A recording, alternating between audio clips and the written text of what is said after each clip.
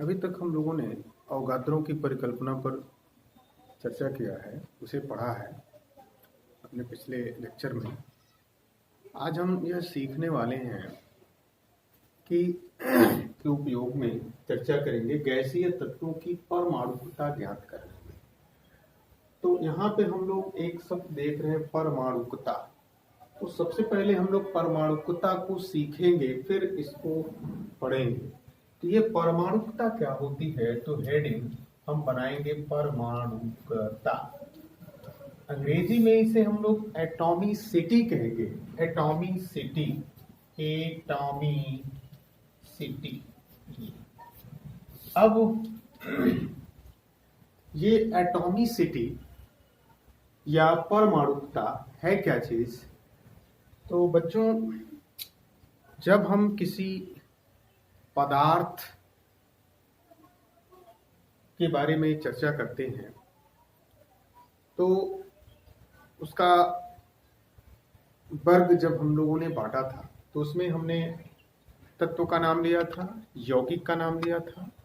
तो इन तत्वों और यौगिकों के अणुओं में कुल कितने परमाणु मिले होते हैं,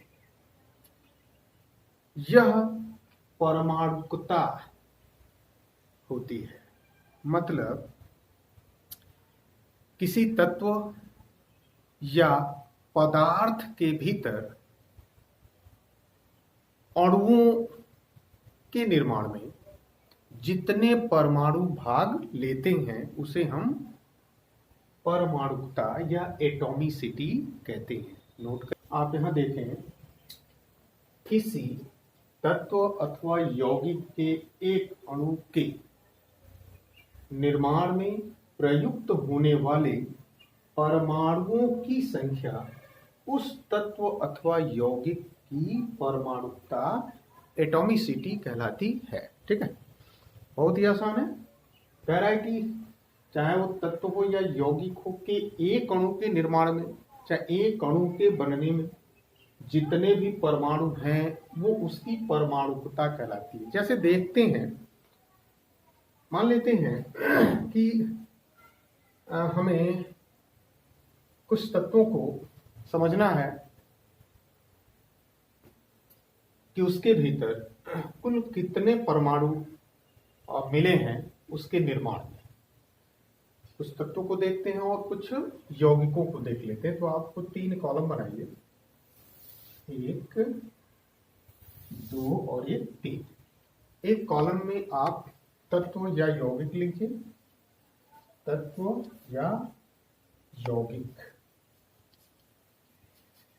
समझने के लिए इसे।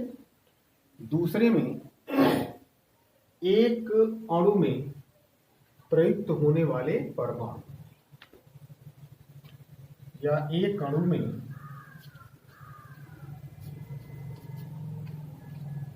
परमाणुओं की संख्या, परमाणुओं की संख्या दूसरे कॉलम में ले लेंगे और तीसरे में लिखेंगे परमाणुकता वर्ग। परमाणुकता, माणुकता वर्ग। ये हमने 3 कॉलम दिया। अब मान लेते हैं हमने आर्गन लिया,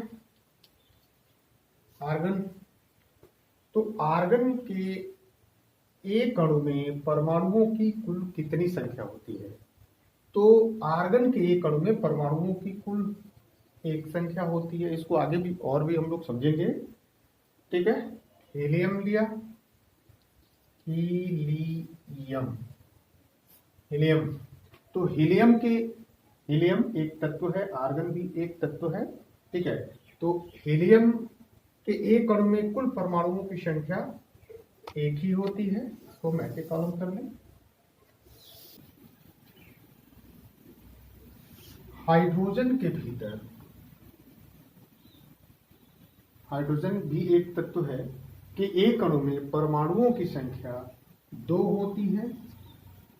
क्लोरीन के अंदर भी एक अणु में परमाणुओं की संख्या, क्लोरीन के भीतर भी 2 होती है Cl2, ठीक है। और भी हम कुछ यौगिकों को देख लें, जैसे पानी हमने ले लिया H2O, पानी, जल लिखें पानी। एक और यौगिक हम लोग अमोनिया मान लीजिए ले रहे हैं, अमोनिया, अमोनिया ये क्या है भाई? तो पानी भी एक यौगिक है, अमोनिया भी एक यौगिक है। तो आर्गन हमने लिखा है, तो आर्गन को हम AR से इंडिकेट करते हैं। AR अकेले है, अकेले, तो अकेले इसके एक अणु में परमाणुओं की संख्या 1 होगी, अकेले है, ठीक बात है। अच्छा, हीलियम He ये भी क्या है? सिंगल है, तो एक अणु में परमाणुओं की संख्या 1 ही होगी, ऐसे आप इसे समझिए। आयरन है Fe, तो इसके एक अणु में परमाणुओं की संख्या 1 ही होगी। वैसे ही हाइड्रोजन, हाइड्रोजन को हम लोग H2 लिखते हैं, ठीक है, अणु रूप में H2 लिखते हैं, H नहीं लिखते, H2 लिखते हैं। तो इस हाइड्रोजन के भीतर कुल अणु, इसके एक अणु में परमाणु कुल कितने हैं? तो 2 हैं। हाइड्रोजन के एक अणु में परमाणुओं की संख्या कितनी होगी? 2 होगी, तो हमने 2 लिख दिया है। वैसे ही क्लोरीन हम कैसे लिखते हैं? Cl2, तो Cl2 यानी क्लोरीन के एक अणु में परमाणुओं की संख्या कितनी होगी? तो 2। वैसे ही पानी, पानी को हम H2O कहते हैं, H2O, H2O। तो यहाँ पे आप काउंट कर लें, एक यहाँ पे क्या है? ऑक्सीजन, और 2 यहाँ पे क्या है? हाइड्रोजन। तो एक ऑक्सीजन और 2 हाइड्रोजन होने से इसकी परमाणुकता, यानी इसमें इसके एक अणु में परमाणुओं की कुल संख्या कितनी हो जाएगी? 3 होगी, तो हम यहाँ पे 3 ले लेंगे, ठीक है। वैसे ही अमोनिया भी एक यौगिक है, तो अमोनिया को हम लोग NH3 लिखते हैं, NH3। तो 3 इसमें क्या है? हाइड्रोजन, एक क्या है? नाइट्रोजन, तो 3 और 1 4। तो अमोनिया यौगिक के एक अणु में परमाणुओं की कुल संख्या कितनी हो जाएगी? 4 हो जाएगी। वैसे ही एक और एलिमेंट हम ले, सल्फर को, मान लीजिए हमने सल्फर लिखा, सल्फर, और सल्फर यानी कि S, तो S के भीतर, इसे याद रखना, इसको हम एसिड लिखते हैं, ठीक है। तो इसमें एक अणु में इसके परमाणुओं की कुल संख्या कितनी हो जाएगी? 8 हो जाएगी, यानी कि ये बहु परमाणुकता को दर्शाता है। तो हम जब इसका नाम लिखना होगा तो हम क्या लिखेंगे? तो ऑर्गन यानी कि एक परमाणु की संख्या है, तो हम एक परमाणुक वर्ग इसे लिखेंगे, एक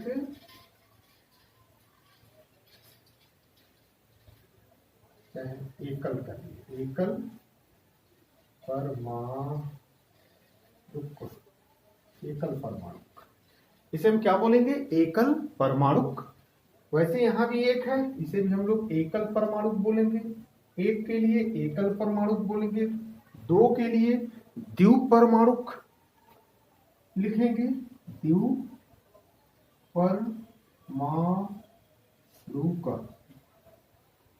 द्विपरमाणुक, इसको भी हम लोग द्विपरमाणुक कहेंगे। 3 के लिए हम लोग त्रिक परमाणुक लिखेंगे, त्रिक, त्रिक परमाणुक, त्रिक शब्द का इस्तेमाल करेंगे। 4 के लिए चतुष्क शब्द का इस्तेमाल करेंगे, चतुष्क परमाणुक, यानी कि इसके एक यौगिक के भीतर एक अणु में कुल 4 परमाणु विद्यमान हैं, इसलिए इसे हम लोग चतुष्क परमाणुक बोलेंगे, चतुष्क परमाणुक, ठीक है। वैसे ही एसिड के लिए हम लोग क्या लिखेंगे? 8 के लिए तो बहु शब्द का इस्तेमाल कर लेंगे, मल्टीपल संख्या में होने के कारण, तो बहु परमाणुक, बहु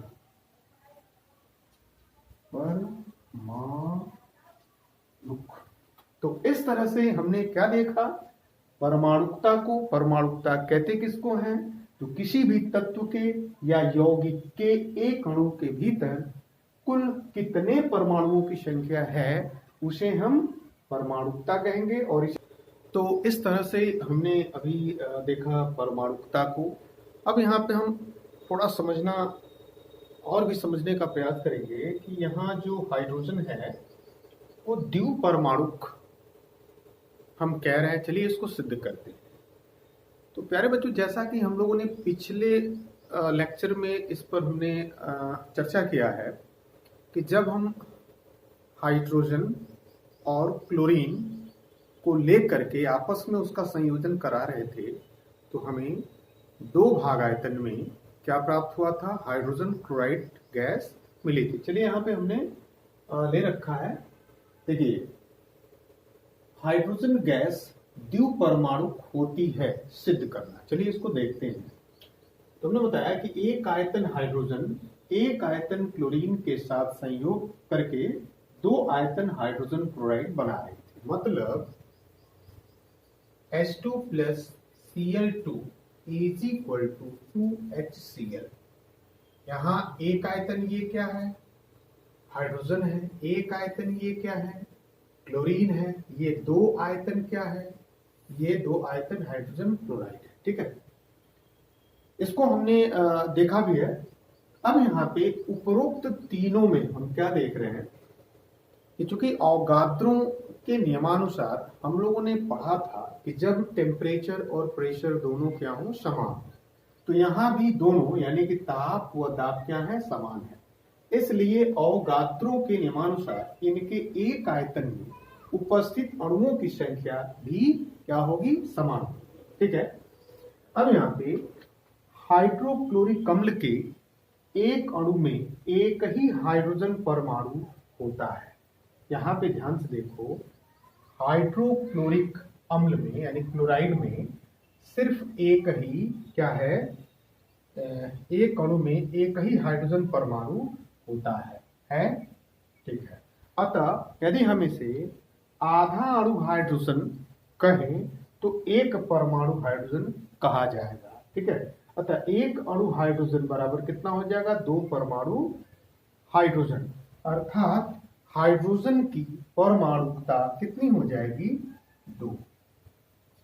अतः इसे हम लोग द्विपरमाणु भी बोलेंगे। ठीक ऐसे ही क्लोरीन है, नाइट्रोजन है, ऑक्सीजन है, ये भी क्या होती हैं, ये भी गैसें द्विपरमाणु गैस होती हैं। हमने यहाँ पे नोट कर दिया है, आप नोट कर लेंगे। इसी प्रकार chlorine Cl2, nitrogen N2, oxygen O2 इत्यादि गैसें भी द्विपरमाणु गैसें होती हैं। ठीक, अब हम लोग अवगाद्रो के परिकल्पना का उपयोग अणुसूत्र ज्ञात करने में देखेंगे। किसका उपयोग अणुसूत्र ज्ञात करने में कैसे होता है। तो प्यारे बच्चों, इसी तरह से यह भी सिद्ध किया जा सकता है कि जल का अणुसूत्र H2O होता है। ठीक वैसे ही इसके अणुसूत्र को भी इसके सहायता से हम सिद्ध कर सकते हैं। तो चलिए देखते हैं। तो जैसा कि हमें पता है कि H2O के निर्माण में हाइड्रोजन और ऑक्सीजन भाग लेता है, फलस्वरूप जलवाष्प यानी कि जल का निर्माण होता है। अर्थात hydrogen plus oxygen is equal to क्या बन जाता है, जलवाष्प। अब यहाँ इसका सूत्र देखें तो 2H2 plus O2 is equal to 2H2O, यानी कि यहाँ पे ये हाइड्रोजन ऑक्सीजन के साथ मिलकर के इस जलवाष्प यानी कि यौगिक का पानी का निर्माण करता है। तो बच्चों, अभी हमने देखा कि हाइड्रोजन ऑक्सीजन के साथ मिलकर के जलवाष्प का 2 आयतन बना रहा है। अर्थात प्रयोगों से यह सिद्ध हुआ है, हम लोग पीछे की तरह इसको भी देख सकते हैं।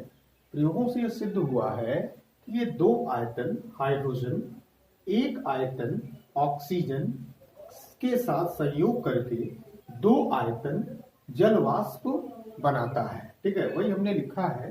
प्रयोगों से सिद्ध हुआ कि 2 आयतन हाइड्रोजन 1 आयतन ऑक्सीजन के संयोग से 2 आयतन जलवाष्प बनती है। अब यहाँ पे हम इस उपरोक्त समीकरण में इसमें हम क्या लगाएंगे, अवोगाद्रो का नियम लगाएंगे। ठीक है, अवोगाद्रो का नियम यानी कि समान टेम्परेचर और समान प्रेशर पर समझेंगे तो क्या देखेंगे कि चूंकि 2 आयतन हाइड्रोजन और 1 आयतन ऑक्सीजन के जब मिलते हैं फलस्वरूप 2 आयतन जलवाष्प के बनते हैं। कि प्रयोगों से यह सिद्ध हुआ कि 2 आयतन हाइड्रोजन 1 आयतन ऑक्सीजन आपस में जब मिलते हैं तो 2 आयतन जलवाष्प प्राप्त होती है। ठीक है, अब इसमें हमने अवोगाद्रो का नियम लगाया, टेम्परेचर और प्रेशर को समान किया तो 2 आयतन, वही बात, 2 आयतन हाइड्रोजन 1 आयतन ऑक्सीजन बराबर क्या हमें दिखा, 2 आयतन जलवाष्प। पुनः इसे 2n अणु हाइड्रोजन, यानी हमने यहाँ पे अब अणु को समझना चाहा कि इसके आयतन में, माने इतने आयतन में कुल अणु कितने हैं, तो हमने n शब्द का प्रयोग किया। 2n अणु हाइड्रोजन और n अणु यानी एक आयतन में n अणु ऑक्सीजन, ये दोनों मिलकर के 2n अणु जलवाष्प का निर्माण कर रहे हैं। यानी कि जलवाष्प में अणुओं की कुल कितनी संख्या है, 2n है। अब n बराबर 1 रखने पर 2 अणु हाइड्रोजन यानी कि 1 रखेंगे तो 2 into 1 यानी कि 2, तो 2 अणु hydrogen plus 1 n is equal to 1, 1 अणु ऑक्सीजन बराबर क्या हो जाएगा, 2 into 1 is equal to 2 अणु जलवाष्प के बनेंगे। अब इसको हम 1 अणु हाइड्रोजन का कहें और इसको आधा अणु ऑक्सीजन कहें तो ये कितना बन जाएगा, 1 अणु जलवाष्प। ठीक ऐसे इसी तरह, इसीलिए 1 अणु जलवाष्प में हम क्या देख रहे हैं कि आधा अणु ऑक्सीजन, ध्यान दीजिए, 1 अणु जलवाष्प में हम क्या देख रहे हैं कि आधा अणु क्या है, ऑक्सीजन का, और 1 अणु क्या है, हाइड्रोजन का। वही हमने यहाँ लिखा, 1 अणु जलवाष्प यानी इसके बनने में आधा अणु ऑक्सीजन भाग ले रहा है, वो 1 अणु हाइड्रोजन भाग ले रहा है। क्योंकि हाइड्रोजन व ऑक्सीजन दोनों क्या हैं, तो दोनों द्विपरमाणुक हैं। दोनों क्या हैं, द्विपरमाणुक हैं। अतः जल वाष्प का सूत्र क्या बनेगा, H2O होगा। ठीक है, तो ये सिद्ध हुआ कि जल का अणुसूत्र H2O होता है। तीसरा, गैलोसे के आयतन संबंधी नियम की व्याख्या करने में भी इसका उपयोग हम कर सकते हैं और ये सिंपल है और बहुत आसान है। मैंने इसको लिख दिया, इसको देख सकते हैं। अवोगाद्रो के नियमानुसार ताप और दाब समान होने पर क्या होगा कि जो भी गैसें होंगी समान आयतन में अणुओं की संख्या भी क्या होगी, समान होगी। जब ये गैसें क्रिया करेंगी तो इनके अणुओं में जो अनुपात होगा वही अनुपात इनके आयतनों में भी होगा। अतः यह एक सरल अनुपात ही होगा जो कि गैलोसाक का आयतन संबंधी नियम के अनुरूप है। ये परिकल्पना का उपयोग गैसों के वाष्प घनत्व और उनके अणु भार में संबंध स्थापित करने में भी देखेंगे। ये बहुत ही आसान है। हमें यह ज्ञात है कि अणु भार बराबर होता है 2 गुणे वाष्प घनत्व। अब हम अवोगाद्रो के परिकल्पना का उपयोग करके यह देखेंगे। तो जैसे गैस व द्रव पदार्थों का जब आपेक्षिक घनत्व हम जल से तुलना करके ज्ञात करते हैं, ठीक उसी प्रकार गैसों का आपेक्षिक घनत्व हमें, क्योंकि सबसे हल्की गैस हाइड्रोजन है, तो हाइड्रोजन के घनत्व से तुलना करके किया जाएगा। ठीक है, गैसों के आपेक्षिक घनत्व को वाष्प घनत्व कहते हैं। अर्थात वाष्प घनत्व बराबर क्या होगा, गैस के किसी आयतन का द्रव्यमान बटा समान दाब व ताप पर हाइड्रोजन के उतने ही आयतन का द्रव्यमान। अब हम यहाँ क्या करेंगे, अवोगाद्रो के नियम को यहाँ लगाएंगे तो अवोगाद्रो के नियम से माना गैस के निश्चित आयतन में n अणु है, तो जो बराबर होगा गैस के एक अणु का द्रव्यमान n इक्वल टू 1 हम माने तो बटा समान दाब और ताप पर हाइड्रोजन के 2 परमाणुओं का द्रव्यमान। ऐसा क्यों हमने कहा, तो क्योंकि हाइड्रोजन द्विपरमाणुक है। तो वाष्प घनत्व क्या हो जाएगा, बराबर गैस के एक अणु का द्रव्यमान बटा 2 गुणे हाइड्रोजन के एक परमाणु का द्रव्यमान। इसे समीकरण आप एक कर लेंगे। पुनः किंतु गैस का अणु भार बराबर होता है गैस के एक अणु का द्रव्यमान बटा हाइड्रोजन के एक परमाणु का द्रव्यमान। इस समीकरण 2 करेंगे। अब समीकरण 1 हुआ 2 से, यानी समीकरण 1 में 2 का मान रख देंगे, तो हमें गैस का वाष्प घनत्व बराबर अणुभार बटा 2 मिलेगा। रख के देखिएगा, ठीक है। या अणुभार बराबर 2 गुणे वाष्प घनत्व होगा। देखिए यह है अणुभार बराबर 2 गुणे वाष्प घनत्व। अतः किसी गैस या वाष्प का अणुभार उसके वाष्प घनत्व का दुगुना होता है। यानी कि यहाँ से हम कह सकते हैं कि किसी गैस या वाष्प का अणुभार उसके वाष्प घनत्व का दुगुना होता है।